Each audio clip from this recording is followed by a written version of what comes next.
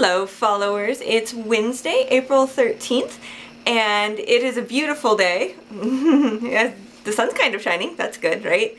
Never mind the cold and the rain, off and on. Anyway, I have finished the Spiderwick Chronicles, which, it's an interesting book. There's some really interesting characters. It's about 3 children and their mom. Their dad has recently left them, and they're moving because they've been booted out of their apartment in New York. They've been booted out, and so now they're going to live at their crazy Aunt Lucy's house, which, when they get there, they find it's inhabited by all kinds of magical creatures, and that their uncle Spiderwick, Arthur Spiderwick, was a fantastic researcher and guy who wrote down all of this stuff in a book called the Spiderwick Chronicle. And it is really interesting as far as all the creatures go and how imaginative some of them are.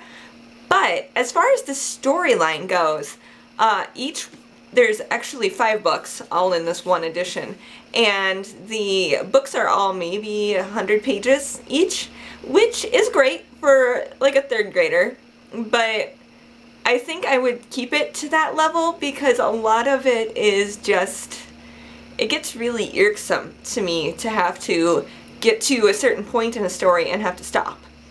And then, even though it was all in the same book and I didn't have to like wait for the next one to come out, I was still really irritated because I felt like it was just getting moving and then, oh, next book. And then they have to kind of start over. Like with any series, you have to do a little bit of backstory in your next book so that people picking up the book accidentally aren't completely lost. And it didn't work for me at all. I was really irritated every time I got to a certain point in the story, and they all flow together and they all come to the end of the story, and that's where everything comes together. But then there were some of the magical creatures that I also didn't really care for. Like, there's goblins and brownies that turn into, bogarts, that's what they're called, and things like that,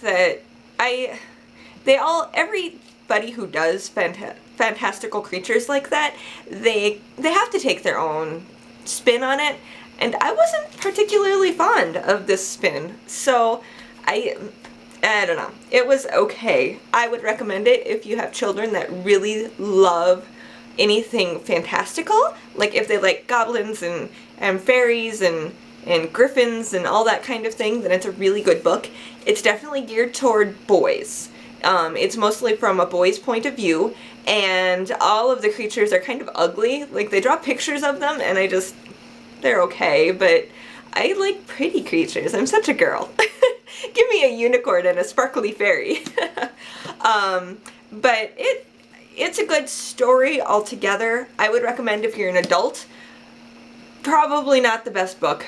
If you like the fantastical and you want something short that perhaps maybe you're a parent and you need to be able to look after your child at the same time, this is a good one because it's really easy to follow along with and you don't get so lost in the story that you're not paying attention to what's going on around you, which for me is very useful with a 4-year-old running around. So take it as you want. If that helps you, fantastic, read it. If not, don't bother. It's not a classic, I would say. It's okay. But I'm super duper excited.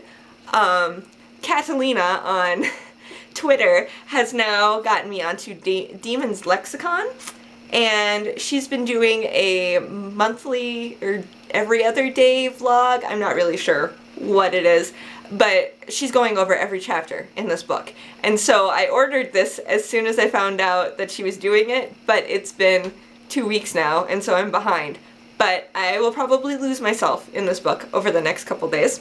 It looks really exciting. We shall see.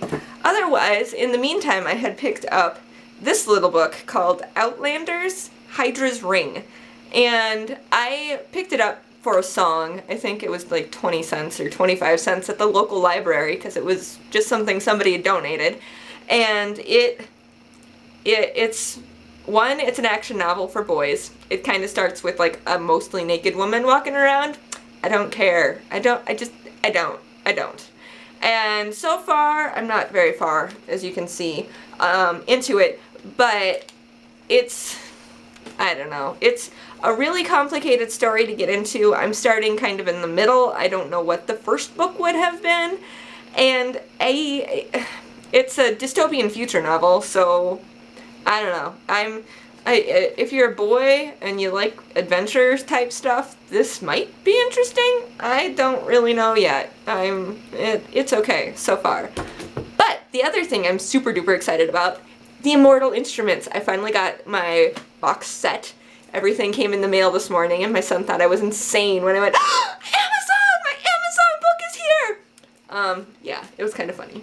And then, Water for Elephants was the other one I had.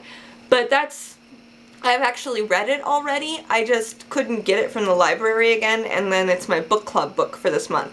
So I know it's a fantastic, fantastic thing. I might have reviewed it already. I honestly don't remember. But it's a great novel about 1920s circus life, and it goes back and forth between this old guy where he's currently in the nursing home, and he's thinking back to his days in the circus. So there's all kinds of fantastic things with animals and dealing with prohibition and just all of the craziness that happened at the circus, in the circus at that time. So that's my current lineup. Hopefully it'll be interesting. So if you want to hear more about them, stay tuned. If you have more suggestions for me, put them below in the comments, and I will hopefully be able to read something. I'll be busy for a little while. Have a fantastic day and keep reading.